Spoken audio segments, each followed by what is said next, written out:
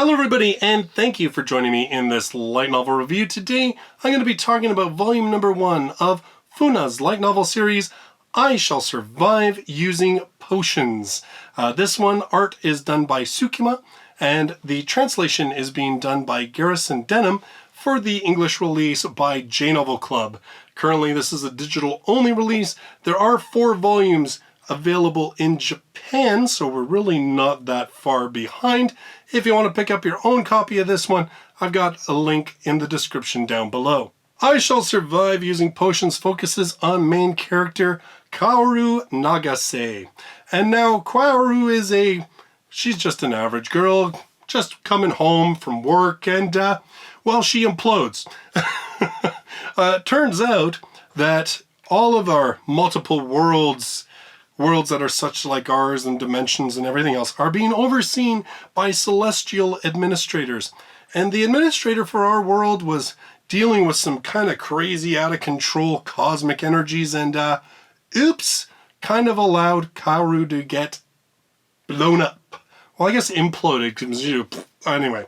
Either way, big splat, kind of a mess, and absolutely no way for her just to kind of conveniently pop back into our world.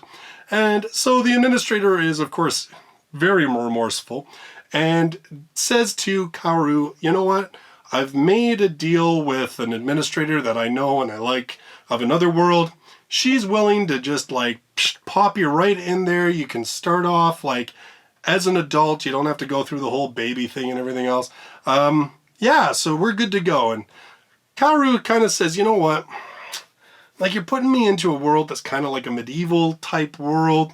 There's magic and stuff. Like, I don't want to die real quick. So I'd kind of like to be able to lead a good life. So can I basically be able to create any potion that I wish for? And the administrator's like, yeah, okay, whatever, you know, that's fine. She's like, well, and you know, glass is probably going to be really expensive and hard to come by. So can I create any container for my potions that I envision, that I wish for? Yeah, okay. And you know, I need to be able to speak the language and write and everything, so I want to be able to understand all the languages of this world. That's fair. And can I have a dimensional storage space so I can just put whatever I want there? So, you know, because I don't want to get robbed, because if I get robbed, then, you know, I don't have a livelihood, and God knows what might happen to me. Oof, pushing your luck, but okay. And, oh, by the way, can I go back to my 15-year-old self? Because, you know, if I go back and I'm in my mid-20s in a medieval world, that's like I'm like an old hag. I mean, come on. Fair. That's not even the total list, but that's the most important parts for you all to know. And so Kaoru gets put into this new world with the ability to summon or create whatever potion she wishes in whatever container she wishes. The only problem is, see, she thought that this was being really pragmatic, that, you know, if I wish for crazy magic abilities or to be an incredible fighter, people are always going to be wanting me to get involved in crazy situations and wanting me to like save the world, fight monsters, demons, all that stuff. I don't want to. So if I can make some decent potions, I mean, you know, people always need a good potion, especially in fantasy worlds with magic. I'll just open a little shop and it'll be all good. What she doesn't quite realize is that maybe the status of this world in terms of its magic and everything else has been inflated a little bit in its description to her, and that maybe her skills aren't quite as quiet and mundane as she thinks. Now, FUNA is probably most known for, didn't I say to make my abilities average in the next life? That one's been out in English a lot longer than this series, and also that one's getting an anime, so it is a pretty big series. And what's interesting is that that's not the first series that FUNA ever wrote. It's actually this one, I Shall Survive Using Potions. The author mentions that in the afterword of the book, that it was actually their first work that they ever posted. And if you've read Abilities, you're going to see a lot of sort of the genesis of that story in this one. However, this one has a very different tone to it. It has a very different sort of style. First off, it does have some similarities in the fact that Kaoru keeps getting herself into trouble, which means she got to skip town and set up shop somewhere else. It happens actually more often in this book than it does in Abilities Average. And it's kind of really different because of Kaoru herself. For good or for ill, Kaoru is a hard character to peg down. In many ways, she seems very, very selfish and self-driven. I mean, most of what she does is to try and get herself ahead, to get a better situation for herself. But there are also times where she seems to do things that really weren't necessary, that are acts of kindness, that she gains absolutely nothing from. And so you have this character who is very, in a way, unpredictable, because on the one hand, she seems like a schemer, and I mean like really a schemer that at times probably goes a little further than what she needs to, and a little more grandiose than what she needs to. But then, like I said, on the flip side, you then have this person who seems to have a good heart and has her heart in the right place. It doesn't help when you're reading descriptions of Kaoru, and it makes it sound like everyone thinks that she's this cute girl, but it often mentions that she has a smile that would make children cry.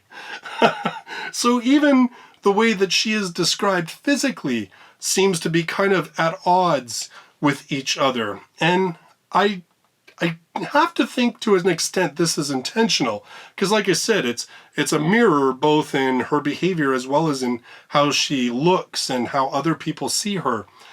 But what makes it kind of a good thing? I mean, I say it's maybe a bad thing because sometimes when characters act in a way that seems inconsistent, obviously it can be a bit bothersome. You feel like you never get to know the character. But Kaoru, I don't think is really, it's not necessarily that she's like that. It's just that she doesn't always think things through as much as what she should. She comes up with this really elaborate scheme and then she jumps right into it, but she doesn't quite think of the fallout of what might happen beyond it. And I think that what we see is that when the fallout becomes potentially a negative for someone else, that's when we see Kaoru kind of being like, okay, well, I got this innocent person mixed up in all this mess, so I want to help them out. I want to do something good for them. It's sort of like that. You get a feeling that the character has some reflection later on. But it's kind of a fun thing because it means that you really just have no idea what she's going to do. I mean, she starts off thinking, oh yeah, I'm going to go with the potions. That becomes an issue. Then she's like, well, I can use knowledge that I have from our world and apply it to people's problems in this world, and it'll seem like an incredible thing because, I'm dealing with hundreds and hundreds of years of market research that, they don't have yet. But of course that becomes complicated and so on and so on. Like, again, as I said, it's funny to see how every single time she thinks that she's just doing something sort of quietly, she fails to realize just how big an impact it might make or how it might draw more attention to her. If you're really looking for an intricate plot, this is not one of those books, at least certainly not the first volume. As I said, most of it is just each kind of section is dealing with a new town that Kaoru has come to and what she decides to do in order to try and survive and what she ends up doing to try and making a mess of it that makes her have to skip town. It's kind of like the cycle that you get. However, I will say that towards the end of the book, you get the idea that things are kind of settling it down a little bit. There's not going to be that same sort of cycle over and over and over again throughout the series. And there are some hints that there are bigger sort of things to becoming involved in Kaoru's life. as the series is going to progress. Overall, this is a pretty light read. I mean, it's not like you think that the world is about to be shattered or anything. It's not a heavy read. It's meant to be entertaining, which if you've read FUNA's at least abilities average, you probably know exactly what I'm talking about. It doesn't mean that there's no stakes. It doesn't mean that there's no tension or drama or anything, but you're pretty confident as things go along that it's all going to work out. It's just that, particularly with this character, that you're just not sure what she's going to do next.